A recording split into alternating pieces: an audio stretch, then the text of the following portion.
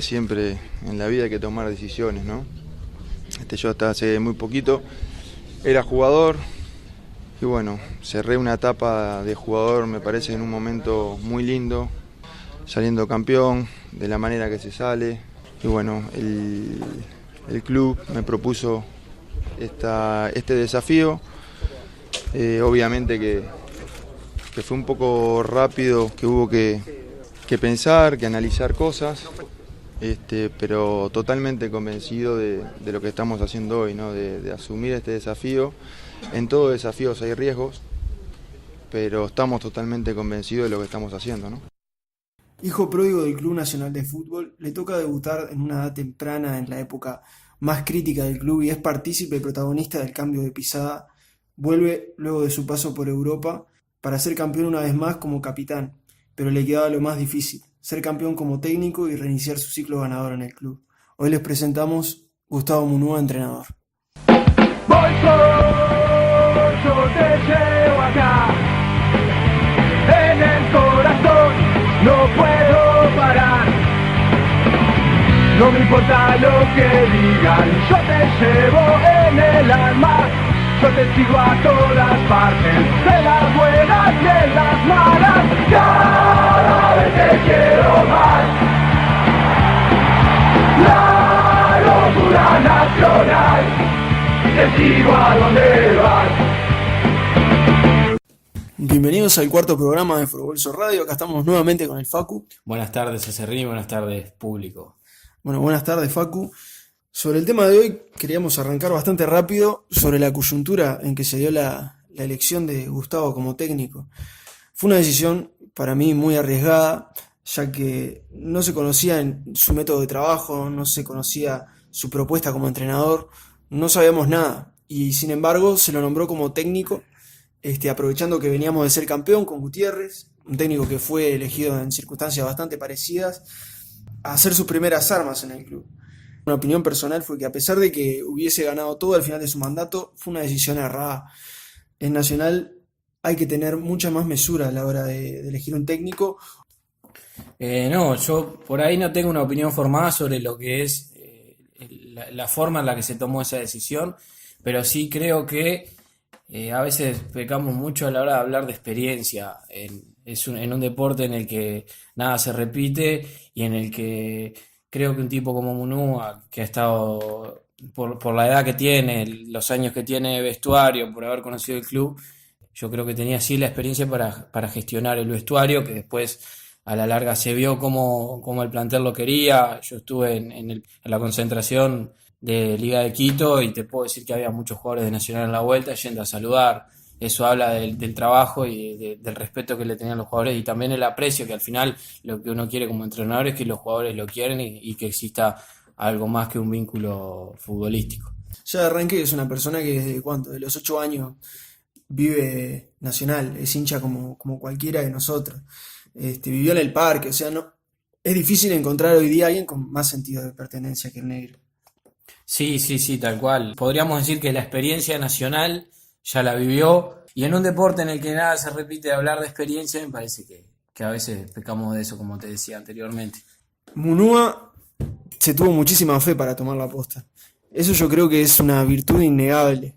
El tema de la actitud, de poder plantarse y decir, quiero ser técnico de Nacional, acá tenés al próximo técnico, habla muy bien de él, de la fe que se tenía y que creo que fue algo que se vio en toda su dirección. Claro. También es interesante ver si se presentaba o no como un continuismo del trabajo que hizo Gutiérrez. El estilo de juego, lo que vemos en la cancha, así al golpe de vista, es muy parecido a lo que vivimos todos en la final que se le ganó a Peñarol. Pero lo que es la metodología de trabajo, por ahí no era tan similar y características principales del plantel cambiaron. De arranque él, que él era un zaguero más por lo que hablaba, por lo que representaba, por lo que intimidaba como bolero, pero además se fue Recoba, que era el salvador de Nacional, y a mitad de campeonato se le va a Alonso, siendo el capitán, siendo el goleador, y a su vez siendo un jugador muy resistido en el vestuario. Creo que esas cosas hablan de que en realidad no fue tanto continuismo con Gutiérrez. Existieron sí algunas figuras que permanecieron, como De Pena al principio, que duró 3 partidos y se fue, Romero, Barcia, Polenta, pero la forma en que se comportó ese plantel y en que se conformó y los líderes futbolísticos fueron bastante diferentes. Creo que más que continuismo, como no hubo una renovación. Vamos a intentar por todos los medios ser mejores que el rival dentro de un partido de fútbol, tanto en ataque como en defensa, en intentar tener la pelota más que ellos, en intentar provocar más situaciones de gol que ellos, y esa es la intención que nosotros tenemos para este partido, ¿no? Sí, Gustavo viene acá conformando un cuerpo técnico con Franco y Berman primero, y ellos empiezan a trabajar con lo que se llama periodización táctica, que es una metodología que nace en Portugal en los 70 a partir del profesor Vítor Frade. Mucha gente cree que es moderna, cree que es nueva, pero en realidad tiene muchos años. Y es una metodología que es muy resistida, no solo en Uruguay, sino que también en España y en el resto del mundo, por muchos entrenadores, porque dicen que es demasiado purista. Tiene determinados ciclos de entrenamiento, pero básicamente se tratan todos sobre entrenamiento con pelota. Y bueno, y muchas veces la excusa cuando se pierde el jugador te dice que perdiste porque no hiciste físico o porque no entrenaste el físico de la forma que ellos entendían que había que entrenarlo, por la necesidad inconsciente que ellos tienen de sentirse preparados para competir. Aparte habla bien de Munúa, de implantar este estilo de juego que era totalmente nuevo en Uruguay. Encima en un equipo grande como Nacional, con lo que lleva al plantel, manejarlo y etcétera, y cambiarles el chip de esa manera. Exacto, a la larga yo creo que a partir de los primeros resultados el equipo, además de la idea de juego, que es otra cosa, el modelo de juego, un juego posicional al principio de propuesta, que después se va deformando, pero vamos a hablar lo primero. El jugador se va adaptando a esta metodología y se va sintiendo cada vez más protagonista y se genera un disfrute en el jugador por el hecho de hacer pelota y no tanto entrenamiento físico, que si bien es importante por la higiene del jugador, podríamos decir, no es indispensable a mi modo de entender el fútbol, a mi modo. Es el primero que la trae acá en Uruguay, después hay 2 o 3 cuerpos técnicos más que la usaron, entre ellos nosotros en Huracán Buceo, por eso la conocemos bien, también Barragán, pero podríamos hablar de la periodización más pura que la trajo Munúa, y en el segundo semestre se ve reforzada cuando él trae al profe Miguel Herrera, que es uno de los referentes mundiales de esta metodología de trabajo, que más que metodología podríamos hablar también de ideología, y bueno, gracias a él podríamos hablar de la periodización más pura, ¿no? Creo que hay un parentesco en el tema de Nacional, que muchos hinchas presenciamos, que Nacional en ese primer semestre no tenía como una constancia, tenía picos altos, muy altos, como los partidos con Santa Fe, fue que jugamos en la Sudamericana, sí. El partido con Defensor, que le hicimos 4 pepinos y le pegamos un tremendo baile, y también tuvimos partidos malos, pero malos, o sea, horrible, como el de Sudamérica, como el de Racing, es decir, los picos altos que tuvo Nacional eran los picos más altos que veíamos desde la época de Acevedo o desde el partido que le ganamos a Vasco da Gama con Gallardo. Y fueron muchísimo más comunes que en esos tiempos. Porque, por ejemplo, de Gallardo, partidos así a destacar, tenemos ese y los clásicos que dimos vuelta, ponele, y ta. En el caso de Munúa eran mucho más comunes esos picos altos. Por eso ya ahí, en esa apertura, esa Sudamericana, a pesar de que no nos fue tan bien, ya empezamos a palpar algo de lo que podía venir el semestre siguiente, y hubo mucha gente que ya en ese entonces empezó a ilusionar, a pesar de que se perdió lamentablemente. Claro, yo hace poco subí un video sobre el partido que jugamos con Villa Teresa, que fue el primer partido, y habla a las claras de lo rápido que se adapta el jugador a esta metodología, o tal vez lo rápido que da resultados en realidad, no de la adaptación, porque esos picos bajos que hemos tenido también han sido por una cuestión de adaptación. Pero podés decir que está totalmente emparentado con esa metodología de trabajo. Claro, se sacan muy buenos rendimientos, pero hasta que el jugador no logra adaptarse, no vas a ver una continuidad de resultados. Claro, entonces, el tiempo de trabajo que se le da, y también dependiendo de cuán inteligente es el jugador y de la cultura del país, que la periodización toma muy en cuenta la cultura del país. No es lo mismo aplicarla acá que en España, que tal vez en España, por una cuestión de concepto, ellos lo hubiesen desarrollado más rápido que acá. Y la periodización táctica no solo es jugar con pelota, se puede jugar a un juego más de respuesta, pero al entrenar tanto con pelota vos vas desarrollando los circuitos de juego y eso favorece mucho más, se encuentra más rápido, además de que trabaja en teoría situaciones reales del juego y eso hace o sea, esos ejercicios hacen más fácil que después la idea salga. En el entrenamiento analítico, que es entrenar con y sin oposición, es decir, situaciones reales y simuladas, se cree que el jugador a veces se adapta de forma un poco más lenta porque no son situaciones tan reales y la periodización entrena con otro tipo de intensidad muchas veces. Pero todas las formas son válidas y depende mucho. No quiere decir que porque vos entrenes periodización vas a jugar con el Barcelona. Sí, por supuesto. Porque el Barcelona, por ejemplo, trabaja con algo que se llama microciclo estructurado y eso se trabaja el físico, se trabaja un montón de aspectos. Sí, sí. Ya que no es tan conocida para nosotros la periodización táctica, te quería preguntar lo más básico. A Munúa se lo emparenta con un juego de posición, a pesar de que varió mucho de las circunstancias, del plantel que tenía disponible, del rival. Al trabajar periodización táctica, ¿eso implica tener un juego de posesión o es independiente del estilo de juego que tenga el equipo? Bien, en primera, dos cosas. Munúa tenía dos modelos de juego, uno para la Copa y otro para el torneo local. En la periodización táctica, cuando vos entrenás un modelo de juego, es en vano hacer dos prácticas porque en realidad es una práctica dividida en dos, ¿entendés? En cambio, cuando vos tenés dos modelos de juego, ya sí, porque la adaptación es distinta, entonces Munúa trabajaba un juego de respuesta para la Copa y otro juego más de posición y de protagonismo para el campeonato uruguayo. A la conclusión que llegamos es que no, en realidad no está emparentado con nada, pero muchos técnicos la usan sí porque generan en el jugador determinados circuitos de juego y los circuitos de juego no son para jugar al pelotazo, obviamente, son para jugar por supuesto. corto. Por supuesto, si vos jugás periodización táctica, no vas a salir a jugar 5-4-1 de punta para arriba.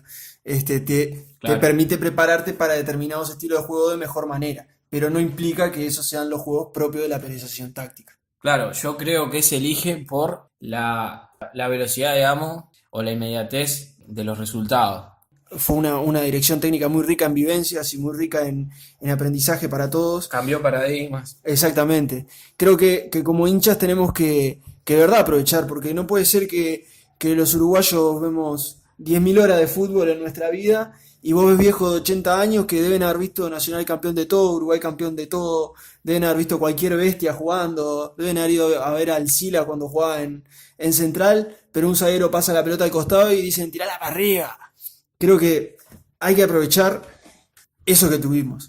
Y después de este breve monólogo te quería preguntar, en la periodización táctica, que es aplicadísima para equipos de posesión y ofensivos y protagonistas, ¿se usa de preparar jugadas o se dan espontáneamente o el equipo trabaja de una manera en que el estado de ser de ese equipo, de jugar, es la generación de esa jugada? Sí, lo último que vos decís es tal cual. En realidad, el entrenador genera determinados circuitos que quiere que se repitan en el partido y a partir de ahí van haciendo las jugadas. Lo que no quiere decir que por otro lado no se entrene en pelota preparada. Jugadas y pelota parada, Munúa las entrenaba 2 veces a la semana y se entrenaban durante 1 hora o 2 horas. Dependía del día y también el rival y el tiempo que había, porque ya en el segundo semestre jugábamos cada 3 días.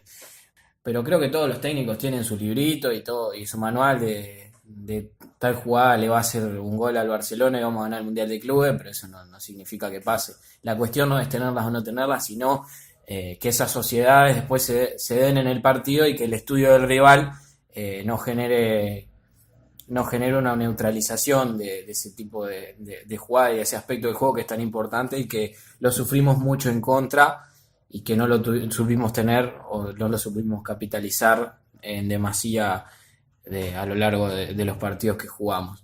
un poco por estudio del rival, un poco tal vez por la complejidad de las ideas capaz, y también por las cualidades, por las capacidades de nuestros jugadores, que eran más de juego por bajo, eran chiquitos, Eran veloces. eran veloces. Tenían buen control de pelota, en el 1-1 eran más fuertes. Claro, era algo contraindicado, podríamos decir, ¿no? Pero se intentó y hay una jugada que me gusta mucho, que la hicieron, que se vio por primera vez contra Rosario Central, que es el gol que hace el Nico López en el pase de Buscapié que tira porras, ¿no? Que esa no se había visto nunca.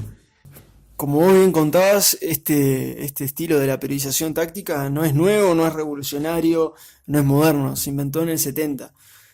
Ahora es verdad que se estaba aplicando en el Uruguay por primera vez. ¿Crees que por ahí se confió demasiado en la periodización táctica sin tener en cuenta a los jugadores de los que se disponía? ¿Crees que el modelo de juego tendría que haber sido modificado? No, yo creo que por ahí la periodización, no es tanto por la periodización táctica, sino por el modelo de juego y el juego de posición, que es de los más complicados y más ricos en concepto. Es más difícil de aplicar, necesitas de jugadores de buen pie, con determinada dinámica, por el tema de las rupturas, los desmarques. Yo creo que por ahí Munúa esperaba que las salidas salieran de otra manera, por los apoyos y por las jugadas que calculo que habrá entrenado. Almirón ayer comentaba que él tenía 15, 10 sistemas de salida distintos y jugadas de salida, y el error que muchos entrenadores tienen es poner a los jugadores al costado de los palos y hacer la típica salida a la volpiana, que es salir jugando, que caiga el número 5 y ya está, pero en realidad hoy esa jugada la conocen todos, no le sale ni a la Volpe. Y acá queremos yo creo que es más bien una cuestión de apoyos. No sé si hay entrenadores que estén de acuerdo conmigo. Para mí es más una cuestión de apoyo y de hacer bajar determinada cantidad de jugadores que te dejen en superioridad numérica para la salida, que los propios jugadores en sí, la calidad. O sea, porque seas polenta no te van a dejar salir jugando. Claro, por supuesto. Y a su vez, por más que tengas un jugador que sea no tan bueno, no te va a agarrar un pase a 2 metros a un jugador libre. Claro, para mí más allá de Aja y todo lo demás, que sí influye, el jugador obviamente influye porque el juego es de él. El problema yo creo que estuvo en la cantidad de apoyos y la falta de apoyos que faltaban, sobre todo cuando se llegaba a la zona media, que era donde nos empezaban a presionar todos los equipos, que tenías que volver atrás y que Conde le pegara y jugara directo porque no había nadie libre.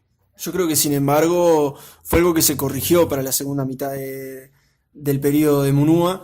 O sea, básicamente hay que ver la tabla de posiciones en el Apertura y en el Clausura. En el Clausura teniendo doble competencia y teniendo un plantel cortísimo igual, porque lo único que pasó es que se fue Alonso y vino el Tinte López y Gamal. Sí, también en ocasiones creo que salió bien, pero la gran mayoría de las veces no se pudo. Pero la clave del juego de posición y de propuesta, y que es por eso que mucha gente dice que el juego de propuesta no salió, fue por eso. En el juego de posición es muy importante, y esto lo dice Guardiola, que es el máximo exponente hoy por hoy. Él explica que tener una buena salida del fondo es fundamental porque es lo que va generando superioridades atrás de la línea que te aprieta. Entonces tenés que salir sí o sí jugando atrás para eso. No es un capricho ni nada por el estilo. Simplemente yo creo que él priorizó su ideología o su modelo, no se quiso traicionar a los jugadores. Que está bárbaro, hay entrenadores a los que le ha salido. Claro, y aparte la dificultad, como planteaste vos, de tener dos modelos de juego. El equipo jugaba a su mayor intensidad y a su mayor nivel en la Copa Libertadores. Cuando jugaban en el uruguayo era un nivel muchísimo más exigente. Y los jugadores jugaban a media máquina, por decirlo así, comparado a la Libertadores, y los jugadores de los cuadros chicos era su partido. Salir a romper todo lo que Nacional propusiera, o se te metían todo atrás, o te cagaban a patada, como le pasó al pobre Diente. En fin, Claro. Más difícil de aplicar el juego de posesión que en las circunstancias en las que se encontró Munúa en ese Clausura, imposible. Sin embargo, lo aplicó mejor en el Clausura que en el Apertura. Sí, yo creo que fue también por haber traído al profe Herrera, que es uno de los máximos exponentes, que ayudó a escribir incluso el único libro que hay en español sobre la periodización táctica. Fue alumno de Frade también. Es un tipo que está constantemente estudiando y desarrollándose. Estuvo en el último congreso que fue hace unos meses. De hecho, estuvo en el Alavés con Tamarit, que fue el que escribió los libros de periodización y el alumno aventajado de Frade, llamémosle. Ellos dos son muy amigos. Estuvo en el Alavés ayudando y colaborando este año, también aprendiendo, ¿por qué no? Y ahí sí yo creo que se vio muchísimo la mano del profe Herrera. Aparte fue un acierto de Munúa enorme traer ese preparador a Uruguay.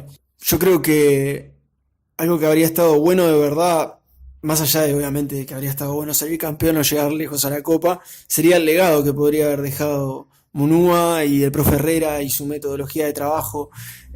Imagínate tener al profe Herrera formando a todos los entrenadores de formativas de Nacional, o que otros clubes de Uruguay se potenciaran a través de ese estudio.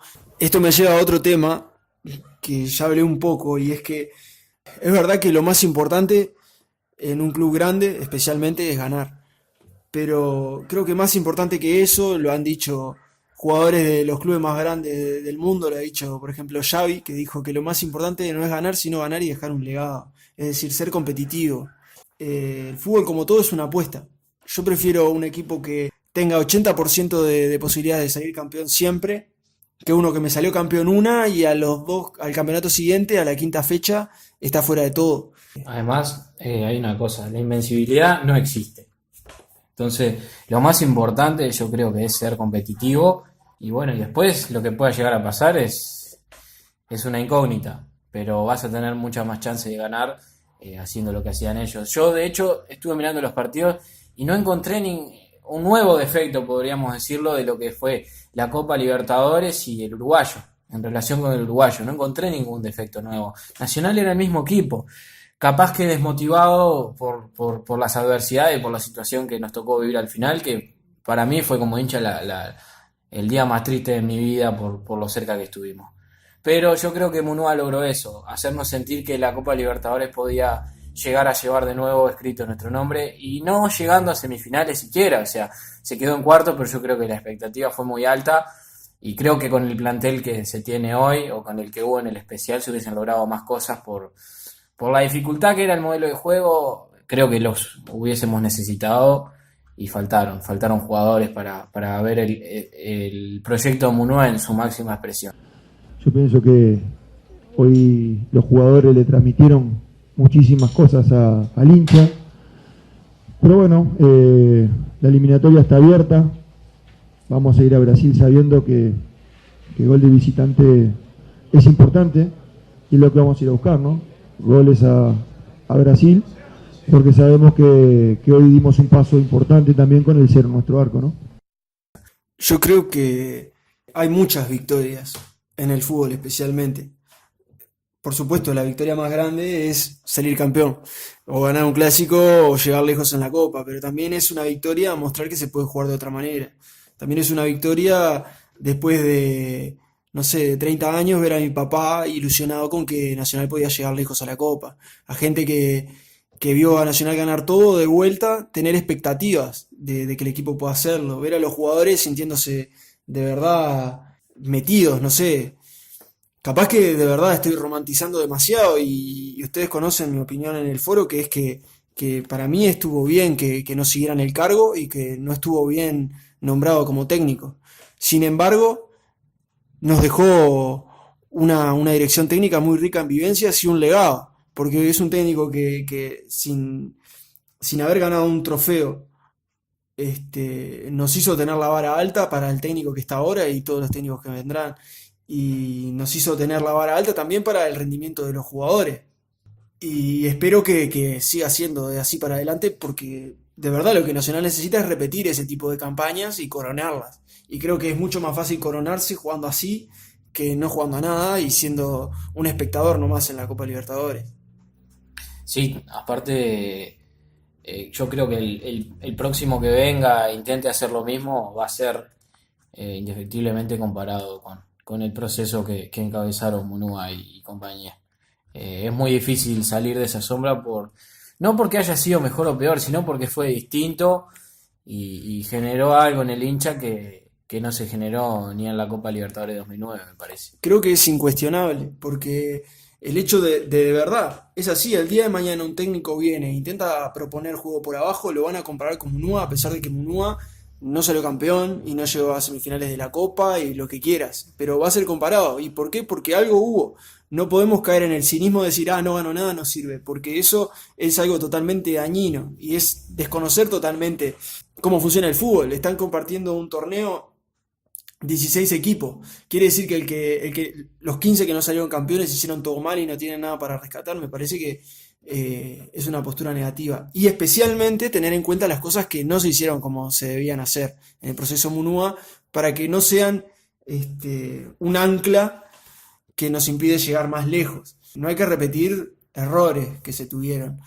Ya sabemos, en tema de contrataciones, en tema de rotación del equipo, tener un plantel cortísimo con 13 jugadores, la preparación, la exigencia que nos hizo terminar la temporada con todos los jugadores lesionados, tener un resguardo anímico para no terminar con esas 3 derrotas que cualquiera, siendo victoria, nos habría dado el campeonato, tener más autocrítica. Yo creo que, obviamente, no te vas a poner a hablar en supuestos, pero si hubiese tenido 6 meses más previos a ese campeonato, creo que sin ningún tipo de dudas habría sido campeón Munúa, porque muchos errores que cometió en la apertura no se repitieron en el clausura. Si esos errores que se cometieron en el clausura, la mitad no se repetían en un torneo posterior, se podía ganar. Con esto no estoy diciendo que hubiese salido campeón del especial porque teníamos un equipo totalmente destruido en lo moral, pero habría sido interesante. Y habría sido bastante entretenido de ver. Que eso creo que fue la constante en los partidos de Munúa.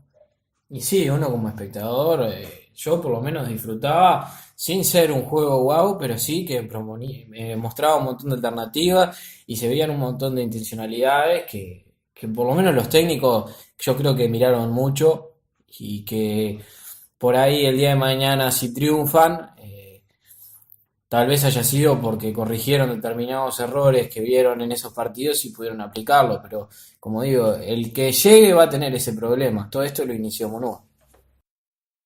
Sé que hasta los que hacen poco tiempo fueron mis compañeros, sé que no son conformistas. Sé que entre todos tenemos un desafío muy lindo de defender el título, de intentar ganar otro y un torneo internacional. Es interesante ver también el protagonismo que tuvieron determinados jugadores. A la cabeza, por supuesto que estaba el Diente. Fue un jugador que fue un emblema en lo futbolístico, porque siempre sacaba alguna jugada de la galera y hacía un gol, independientemente de si Nacional jugara bien o mal, y aparte se notaba que era un referente para el resto de los compañeros, de tenerse la confianza de que él uno iba a meter, y después el resto jugaba con mucha más tranquilidad. Pero hubieron jugadores importantísimos. El caso de Barcia, el caso de Ramírez, Porras, el Colo, tuvieron niveles altísimos. No era descabellado que terminaran en la selección si mantuvieran ese nivel, y de verdad lo digo. El nivel de Polenta, Victorino reviviendo después de pasar años en el ostracismo en el exterior, volvió a tener niveles altísimos. Conde como arquero líbero. Teniendo un golero que de verdad a todos nos asombraba, que dominaba la pelota con los pies. Era un jugador más. Mejor que casi cualquier jugador en la cancha. Y destacando también jugadores que sin ser ninguna locura, de verdad cumpliendo su rol destacaban, como Barcia o como Espino o como quien sea. Nada, vamos a hablar también ya que estamos de los roles que ocupan en la cancha. Por ejemplo, vamos a empezar con el caso de Kevin Ramírez. Kevin Ramírez es un jugador que Lembo escautió desde su época en Miramar, que jugaba seguido de Wanderers. En Wanderers jugaba de 9 onda Chicharito, pescador, le agarraba y le prendía de cualquier lado y le salvó las papas muchísimas veces. Muchos partidos, me acuerdo de estar en el Viera y que lo puteaban a Machado porque no lo ponía, y lo ponía tipo, lo meto así, y el guacho entraba y hacía 2 goles, y era una locura. Lo que jugaba, a nosotros me acuerdo que nos enloqueció en el Viera. Pero Munúa se lo llevó para tenerlo de volante por izquierda. ¿Qué características tenía ese jugador para jugar en ese puesto? Y era un jugador muy veloz, que sabía presionar muy bien, que creo que eso fue lo primero que miró a Gustavo, la primera línea de presión, que fuese con una dinámica que permitiera reagruparse rápido en caso de ser superada. Yo creo que hubiese sido importantísimo en Boca, lo dije en una entrevista para un medio italiano, que Espino y él marcando a Pavón, de hecho dije que la clave era por ahí, y bueno, y después ya vimos lo que pasó. Creo que nos hizo mucha falta en ese partido. Después para mí era un jugador Yo lo veo es un jugador desordenado, pero en aquel momento, por la fluidez táctica que tenía el equipo, Munúa logró capitalizar lo que era él como jugador y minimizar sus errores, e incluso siendo bastante más ordenado de lo que soy, ¿no? Aparte aprovechó muchísimo las virtudes que tenía el jugador físicamente. Yo de lo que lo había visto en Wanderers, que sabía que era por ejemplo mejor que Gastón Rodríguez, a mí me parecía, los de Wanderers ni hablar, que ellos lo veían todo el año, le tenían al Kevin lo aplaudían y lo vitoreaban y lo pedían que lo metieran, y a Gastón Rodríguez lo puteaban y lo pedían que lo saquen, mientras en la prensa todos comíamos que Gastón era tremendo jugador y Ramírez no. Está bueno ver que de verdad hubo un estudio en los jugadores porque tenía virtudes de verdad. Siempre miraba hacia adelante, jugando, que nos acordamos que los primeros partidos la verdad que no andaba para nada, lo único que hacía era agarrar la pelota y correr para adelante. Y después cuando empezó a encontrar su lugar, aprovechando su físico, su despliegue, o sea, era el jugador que más corría en la cancha, teniendo a él, al Col Romero y a Barcia, la presión que hacía Nacional era espectacular, era inmensa, porque los tres jugadores tenían una dinámica increíble, y especialmente Ramírez siendo 9, que uno no se acostumbra a que sea corte, no sé, salvando las distancias, era el Cavani de Nacional con todo el recorrido que hacía. Y otro detalle que le permitió ser tan destacado para Nacional es la capacidad de ganar duelos aéreos. Era un jugador que le tirás cualquier pelotazo y lo ganaba porque tiene un salto muy alto y muy buen posicionamiento. Y eso era, me acuerdo por ejemplo en los partidos con Corinthians, que el equipo estaba ahogado totalmente y Ramírez se paraba contra la banda y le tiraban pelotazos y así ganaban segundos de oxígeno y el jugador permitía que avanzaran las líneas. Claro, algo para destacar también es eso, la humildad o la solidaridad que tenía siendo 9, que eso es totalmente contraindicado, porque 9 quiere decir el que hace goles, y yo creo que no lo extrañó para nada, que disfrutó mucho jugar ahí para Munúa. Sí, yo creo que especialmente por el hecho de ser protagonista y ser un jugador que depende mucho de lo anímico, todas esas cosas estuvieron en comunión y hizo que viéramos el mejor nivel de Ramírez, siendo un jugador prometedor incluso a nivel continental. En la otra banda tenemos el caso de Barcia, que es un jugador que se formó toda su vida como 9, al igual que Ramírez, y terminó jugando de volante externo como Ramírez también. Peluso lo hizo debutar como volante por derecha, porque no tenía otro lugar para poner a ese juvenil peladito que se iba a estrenar, y el Guti se la jugó por él porque lo conocía de tercera división, donde era una de las figuras del equipo, y jugó de 9, jugó de segunda punta, jugó de puntero por derecha, que fue el lugar al que terminó decantando, incluso ganando masa muscular, lo que le permitió tener más potencia y ser más letal en el 1-1. Creo que también en el caso del equipo de Munúa fue en el que se vio su nivel más alto. Tuvo un goleo relevante haciéndole, por ejemplo, el gol a Palmeiras, pero creo que destacando especialmente por su labor, por ser un jugador, como le dicen Colaborativo. exactamente, como lo dicen en Inglaterra, con mucho work rate, que era una de las virtudes que destacaban de los delanteros que marcan, que ayudan con la presión, que ayudan a Claro, elaborar. eran los volantes en la era Munúa eran un poco la clave, ¿no? Porque ayudaban abajo, neutralizaban el juego abajo y colaboraban arriba, formando parte de la primera línea de presión con López. Eran López, Fernández, y dependiendo de por dónde fuera la pelota era Barcia o Ramírez.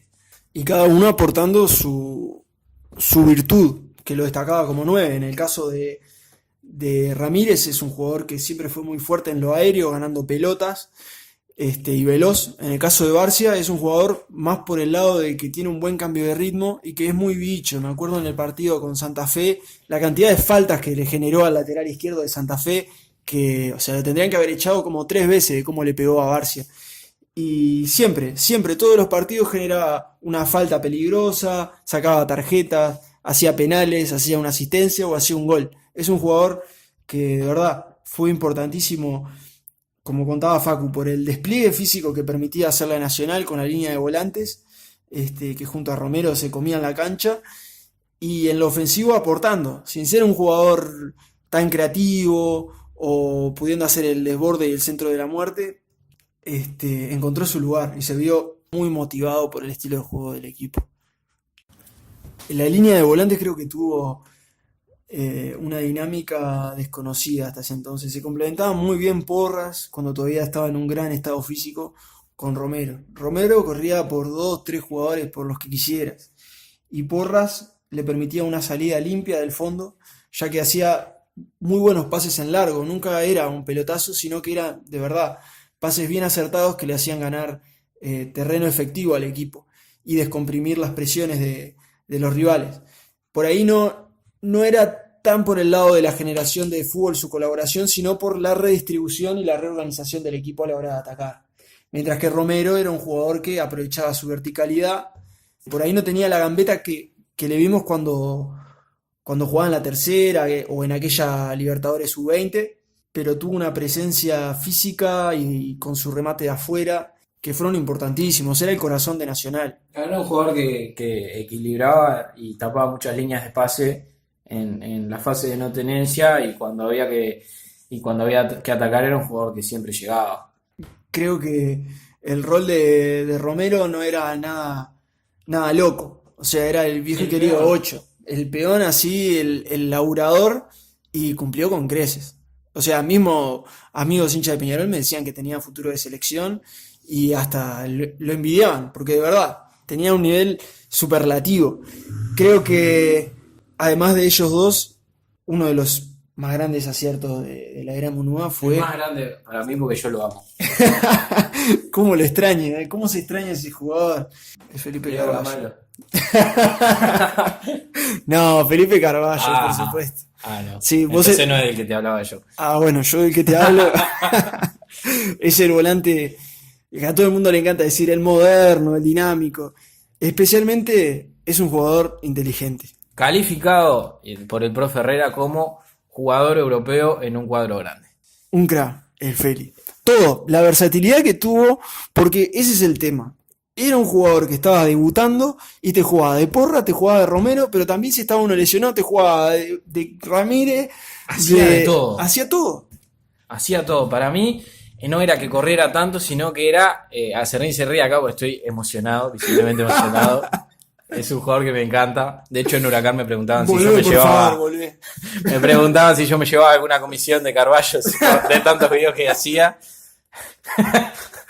Yo la verdad es que Carballo tenía un sentido de ubicación que yo creo que era lo que le permitía llegar a todas las pelotas y estar en el momento justo, en el lugar indicado, o en el momento indicado, en el lugar justo.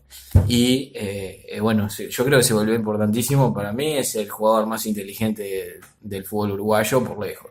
Y aparte lo que comenta gente incluso adulta, es que es un jugador que jugaba siempre con la cabecita parada. Siempre pasaba para adelante, siempre jugaba para adelante, siempre hacía al equipo ganar metros en la cancha efectivamente. Claro, y no lo hacía por esa locura de agachar la cabeza y jugar para adelante, sino que tenía tanta visión y tanta técnica que encontraba líneas de pase y filtraba la pelota por donde quisiera. Y aparte fue en su momento muy cuestionado porque no tiene marca. Yo preciso que el 5 marque, que gane mano a mano. Claro Por que favor. marcaba, pero era el nexo entre la defensa y el ataque, y Munúa lo usaba más para eso. Pero me acuerdo en un partido contra Defensor, que hay un compilado incluso, que llega a quitar más de 15, 20 pelotas. Y la cantidad de pases que dio también es asombrosa. Porque aparte con el estilo de juego que tenía Nacional, de comerte los talones, vos no precisás un jugador que esté parado y que se peche contra todo el mundo, los tira la miércoles y salga con la pelota. Vos precisás un jugador que te cubra espacio y que te adivine para dónde va a moverse la pelota y corte todos los pases. Y eso era lo que hacía Carballo perfectamente. Claro, porque aparte Carballo está en una posición ideal para atacar en contragolpe por el carril central, que para los que entienden es el lugar donde más te pueden pegar en un ataque. Entonces lo ubicaban ahí para que metiera esa bocha que nos llevara a convertir. Que aparte es un lugar que tiene la contra de que es el más poblado, pero también es el lugar que te da más visión de cancha. Entonces si vos tenés una buena visión siempre vas a encontrar un espacio para pasarla y avanzar. Y eso era lo que hacía Felipe.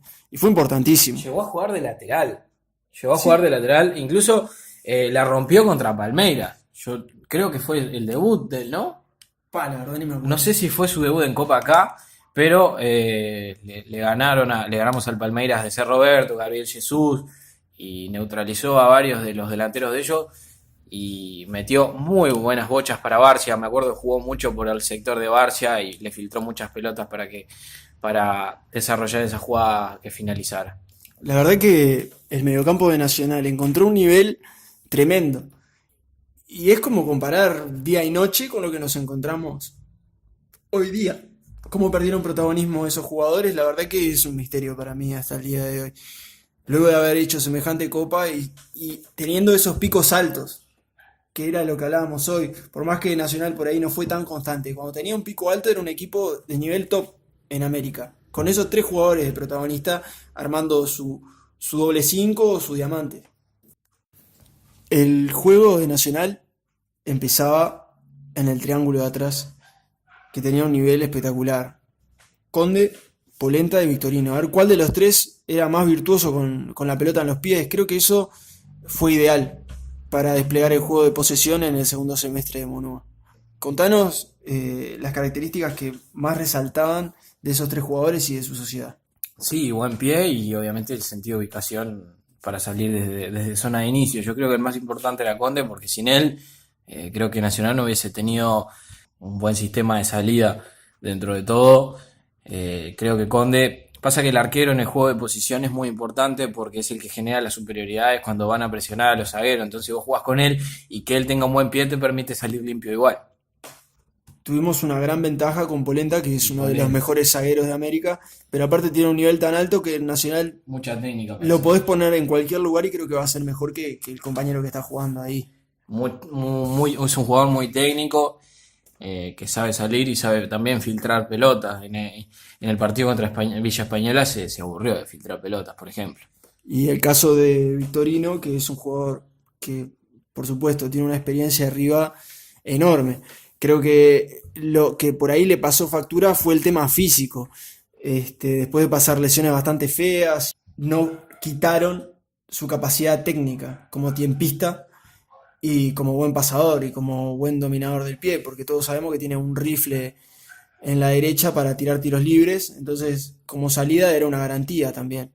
Por ahí la debilidad de Nacional estuvo en los laterales para salir. En el caso de Espino, que tiene 5 pulmones, pero por ahí en el dominio de pelota y en el control y en el pase y especialmente en la toma de decisiones, fallaba. Y por el otro lado, Fuchile, teniendo buen trato de pelota, una toma de decisiones bastante aceptable, siendo que todavía estaba citado a la selección.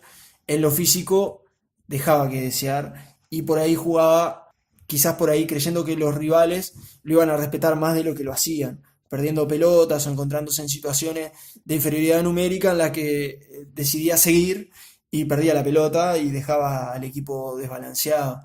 Creo que por ese lado fue que tomaron tanto protagonismo y resaltaron aún más los volantes, ya que respaldaban a esas labores que por ahí flaqueaban los laterales, tomando la posta y haciéndolo de una manera muy solvente. ¿Qué podés contarnos de los laterales? Porque a pesar de ser generalmente el punto débil del equipo, tuvieron destaque en la era Munua. En el ataque posicional son muy importantes porque se busca ocupar todo el ancho del área, entonces que llegaran los dos a la vez era fundamental. No recuerdo si Munua lo hacía mucho esto, pero la idea es sí que lleguen a una zona avanzada también para ganar altura defensiva y a la hora de perder la pelota se recupere la mitad de la cancha o antes. Entonces eran fundamentales por la ubicación y porque son la segunda línea de salida también a la salida de la golpeana. Entonces ellos eran los que le daban continuidad al pase de Polenta, Victorino o Conde. Estamos un poco desordenados con el nombramiento de la formación típica, que el cuadro, el 11 ya lo sabemos de memoria. Era Conde atrás, de izquierda a derecha Espino, Polenta, Victorino, Fuchile, doble 5 Porras con el Colo Romero. O Carballo. O Carballo, que podía jugar por cualquiera de los dos, o por cualquiera básicamente. Te amo Felipe, volvé cuando quieras. Volante por izquierda Ramírez, volante por derecha Barcia, 9 el Nico López, y un jugador que se logró reinventar a pesar de tener una posición que cada vez es más difícil de acoplarse en el fútbol de hoy, como es el segundo delantero. El Seba Fernández apareció como media punta o como doble 9, rebuscándose, sacando carpeta de su experiencia internacional y mostrando un despliegue físico tremendo, un sacrificio fundamental para tener esa primera línea de presión tan necesaria en el juego de Monúa. Claro, porque aparte no era que corría para un lado solo como lo tenían que hacer Ramírez y Barcia al bascular, sino que él era la primera línea de presión y era básicamente el que llevaba el mando o la batuta a la hora de salir a presionar. Y después sí, se le sumaban Barcia o Ramírez, pero el que corría para todos lados era él. Y después en zona de ataque se sumaba a la primera línea con el Diente, por ejemplo. Entonces era un jugador que tenía que tener mucho despliegue y que de hecho lo tuvo, que fue fundamental, fue importantísimo, haciendo el gol también a Boca, que nos hizo gritar a Y fue todos. importantísimo. Creo que resaltaba especialmente por esa capacidad de ubicarse en la cancha. Por ahí no es un jugador tan veloz o con tanto regate, pero que tiene una faena goleadora altísima desde que jugaba en Miramar, pasó por Defensor saliendo campeón, por su ubicación y porque es un jugador que nunca baja los brazos. Y puede no tocarte una pelota en todo el partido y la que te toca es gol. Si el jugador logra eso es precisamente porque tiene la virtud de la insistencia y la virtud de la ubicación. Y en un equipo que juega a la posesión y a la presión alta, tener esa virtud de la posesión, perdón, del posicionamiento y de la ubicación en la cancha referente a los defensas rivales, a tus compañeros, es importantísima. Creo que por eso es que resaltó tanto en el trabajo sucio, digámosle, de ser la primera línea de defensa, ser el primer defensa del equipo y ser un líder en ese sentido, porque si el primer jugador que empieza a marcar los corre hasta el vestuario, ya está, el resto de los compañeros van a seguir atrás de él.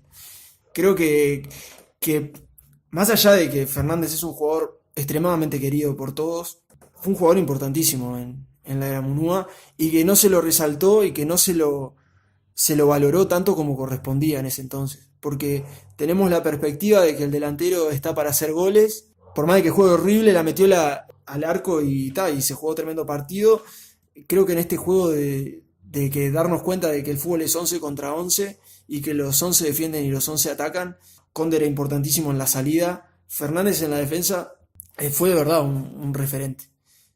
Así como hablamos de las virtudes que tuvo este equipo, lo innovador que fue el estilo de preparación, los puntos altos que se lograron con el equipo, los partidos, hubieron puntos bajos. Hubieron puntos bajos que se dieron por decisiones cuestionables en la planificación. Decisiones que por ahí, si la pelota entraba, decíamos que estaba bárbaro y que estaba todo bien.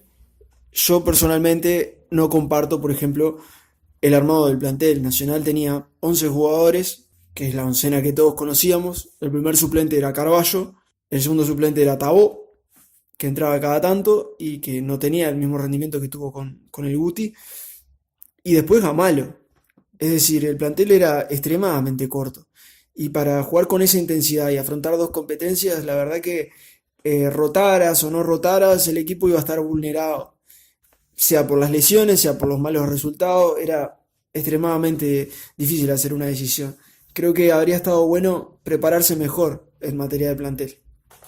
Sí, yo creo que con el plantel que tuvimos en el especial hubiésemos llegado a la final y ganado el uruguayo. Para mí, yo creo que faltó ahí esa gestión para poder traer más jugadores. No sé cuál sería la situación del club, pero si se pudieron traer en el especial, calculo que se habrían podido traer antes. Y sí, no sé, también está el tema de que la tercera dio a algunos jugadores al primer equipo, como el caso de Erosa, de Cabana, de Benítez, que no rindieron, o de Amaral, que todos sabemos cómo terminó la historia. Es decir, fue una situación bastante singular, no como ahora que Nacional puede echar mano a unos cuantos jugadores del equipo de Medina.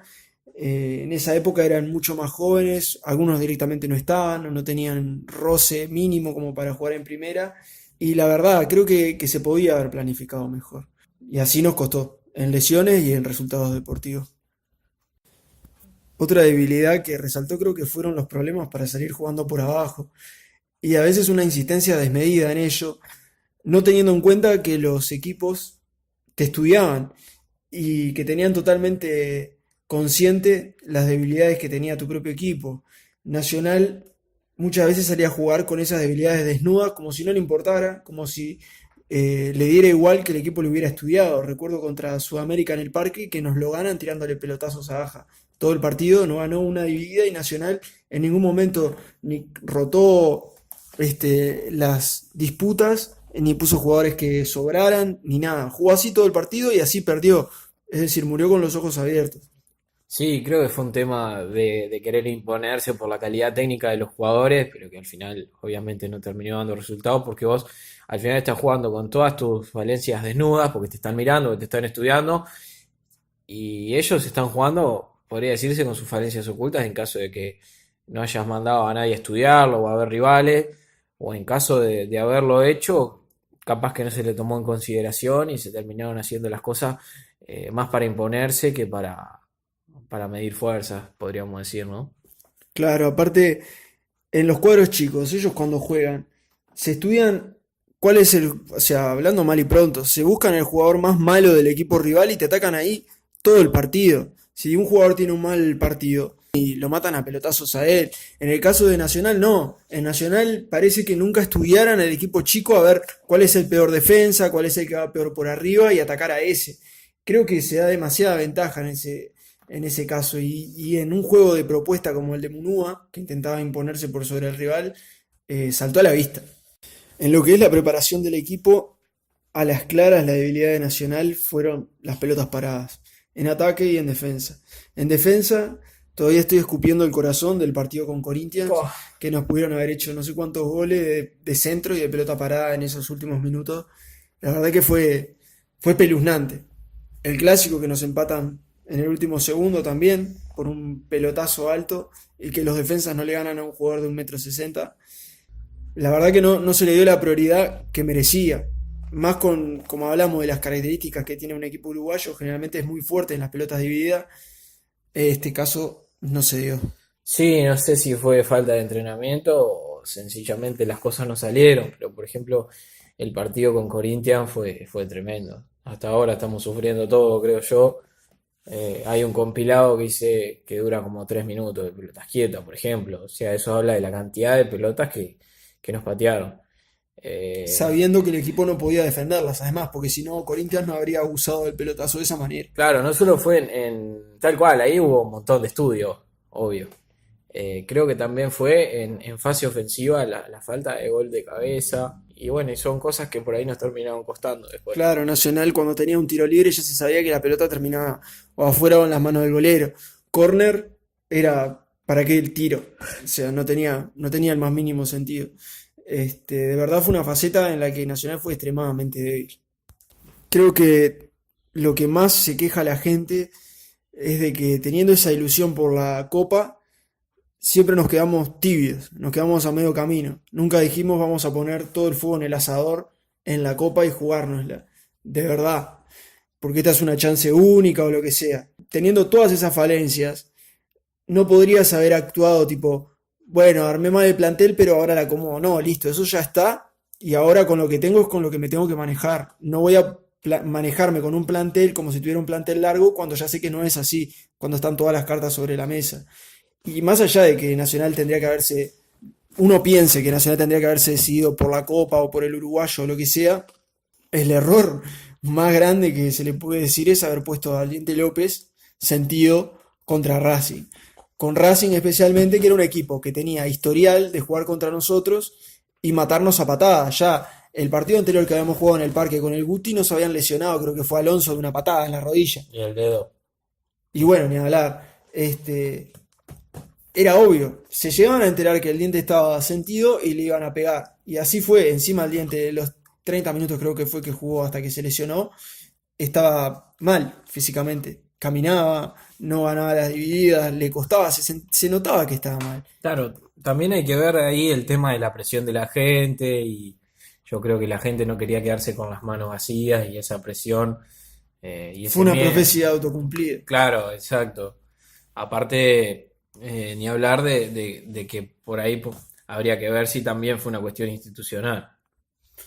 Sí, yo no sé, lo dudo mucho porque Munúa con la autoridad que tenía sobre el plantel, sobre la seguridad que tenía sobre su método de trabajo, me cuesta mucho creerle que le hayan presionado. Capaz que en todo caso se creyó capaz de ganar todo lo que disputaba y arriesgó de más.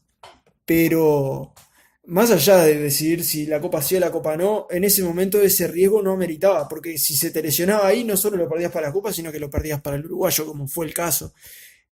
Y creo que también, muy especialmente, hay que tener en cuenta la cantidad de partidos por el uruguayo en los que Nacional, pudiendo ganar, podía recuperar la punta porque tropezaban los de arriba y perdía. Podía afianzarse en el primer lugar y perdía. Faltó una concentración del equipo que obviamente es discutible. Uno puede decir que priorizaban la Copa, que estaban exhaustos mentalmente para afrontar el uruguayo, pero fue un problema consistente a través de todo su ciclo y que siempre fue como una espina en el hincha, no poder sentirse totalmente seguro en los torneos. Ya estamos finalizando el programa, creo que fue bastante nutrido, nos quedamos hablando y divagando más de lo que pensamos. De verdad fue muy rica vivencias esta experiencia Munúa y dejó un legado que creo que da para un par de programas más, quizás analizar algún partido en puntual o extender sobre lo que ya hablamos. Me parece muy rico y muy interesante tener esta instancia de diálogo para hacer análisis tácticos de los jugadores que por ahí no encontramos en otro lugar. Le doy para adelante al Facu, pero de verdad está muy interesante tener a alguien que ha estudiado y que se ha formado para poder opinar de estas cosas, y yo de mi humilde lugar digo lo que veo. O sea, he visto cantidad de partidos de fútbol, pero eso, como dije, no significa que sepa. En este caso, nada, queremos invitarlos a que nos dejen sus opiniones. En el caso de Munúa, o de Lasarte, o de Medina, o de quien sea el técnico de Nacional en el 2030, cuando estás escuchando esto, dejanos tu opinión y vamos a tratarlo, porque de eso se trata este lugar. De tener el espacio para aprender y para conversar cosas que en otro lado quedan entre jugaste bien o ganaste, y eso es lo que importa. De mi parte, disfruté muchísimo este programa y lo dejo con Facu, con las conclusiones y con la palabra final. Bueno, muchas gracias a Serrín por la introducción. A la conclusión que llegamos de todo esto es que la invencibilidad no existe, por ninguna forma, ni jugando a determinada propuesta, ni siendo ofensivo ni defensivo. Todas las formas son válidas, hay que respetarlas, cada entrenador tiene su librito, cada entrenador tiene su idea, y las dos tienen posibilidades de ganar. No todas fueron buenas, creo que tampoco fue todo malo ni tan nefasto como muchas personas dicen, sino que hay mucho para valorar, y creo que en los próximos años quien venga habrá tomado mucho de lo que hizo Gustavo Nacional y lo que dejaron junto con Berman y Herrera. Yo creo que Munúa tiene muchísimo más para dar, tiene mucho futuro como técnico, que creo que es incuestionable, y estoy muy a la expectativa de cómo le pueda ir de ahora en más allá de que tuvo una campaña bastante desafortunada en Liga de Quito. Con lo que mostró, no me queda ninguna duda de que eventualmente va a tener una nueva oportunidad nacional y por qué no en el exterior o en la selección. Espero que de verdad disfrutemos su legado en lo bueno para repetirlo y en lo malo para evitarlo, y que los técnicos que vengan los tengamos con la misma vara que lo tuvimos a él, para que se pueda repetir gestas como la de su Libertadores y por qué no mejor, y se pueda repetir el buen juego que vimos. Ya llegamos al final de nuestro cuarto podcast de Foro Bolso Radio. La invitación está hecha para que sigan participando, involucrándose con opiniones, con propuestas, con preguntas. Y de verdad nos interesa seguir expandiendo sobre este tema que es riquísimo. Nada, la invitación como siempre está hecha, como decís vos, y bueno, esperamos ver más participación, que está un poco quieta la cosa. Sí, la verdad que salvo el Chala no se la ha jugado a nadie. Los esperamos. Arriba Nacional, loco. Podés llorar, ver rabia de alegría, pero la vida es siempre tricolor. Podés subir al podio de los sueños, alzar la copa, unirte a la emoción. Podés volverte ronco en mis festejos, porque la vida es siempre tricolor. Nacional, magia y locura, Nacional, magia de gol. Nacional, gloria y aguante, Nacional, cuadro campeón. Nacional, magia y locura, Nacional, magia de gol. Nacional, gloria y aguante, Nacional, cuadro campeón.